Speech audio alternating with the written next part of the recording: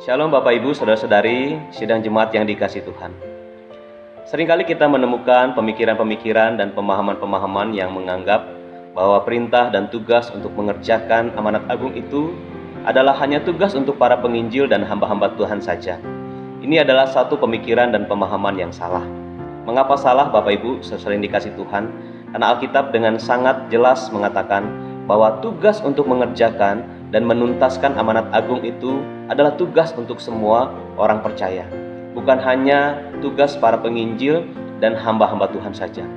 Seperti dalam bagian firman Tuhan yang menjadi bacaan kita di minggu ini, Tuhan Yesus dengan jelas dan tegas mengatakan dan memerintahkan kepada murid-muridnya supaya tidak hanya puas membuat seseorang cukup menjadi murid yang baik saja.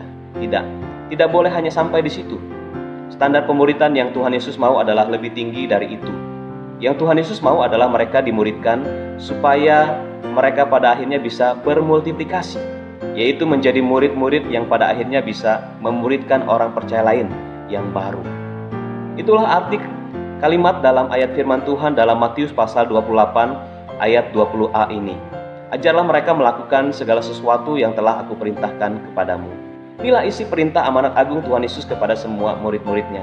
Kita semua harus bersedia dimuridkan dengan tujuan supaya pada akhirnya kita juga ikut memuridkan orang percaya baru lainnya. Apa saja prinsip-prinsip penting yang harus kita ajarkan kepada setiap orang percaya itu? Hal pertama yang harus kita ajarkan kepada mereka adalah tentang ajaran prinsip keselamatan. Bahwa keselamatan itu hanya bisa terjadi karena anugerah semata-mata.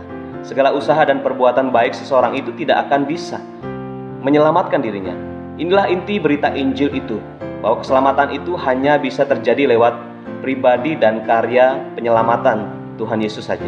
Tidak ada jalan keselamatan yang lain di luar Tuhan Yesus Kristus. Inilah prinsip keselamatan yang penting yang kita harus ajarkan kepada setiap orang-orang percaya. Setelah mereka memiliki konsep keselamatan yang benar, maka prinsip penting berikutnya yang harus kita ajarkan kepada mereka adalah untuk bertekun dalam pengajaran firman Tuhan. Mereka harus mencintai dan menghormati otoritas Alkitab, membacanya dan juga mempelajarinya dengan tekun di sepanjang kehidupan mereka, supaya mereka bisa menjadi orang percaya yang sehat, yang bertumbuh dan berbuah pada akhirnya. Dan yang terakhir, yang tidak boleh kita lewatkan adalah kita harus mengajarkan mereka tentang prinsip berbagi dan bermultiplikasi. Setiap orang percaya harus tahu bahwa mereka dipulihkan untuk memulihkan, mereka diberkati untuk memberkati, mereka dilayani untuk supaya mereka juga ikut melayani, mereka dimuridkan supaya mereka juga akan memuridkan. Itulah inti perintah amanat agung Tuhan Yesus Kristus kepada semua murid-muridnya, termasuk kita pada masa kini.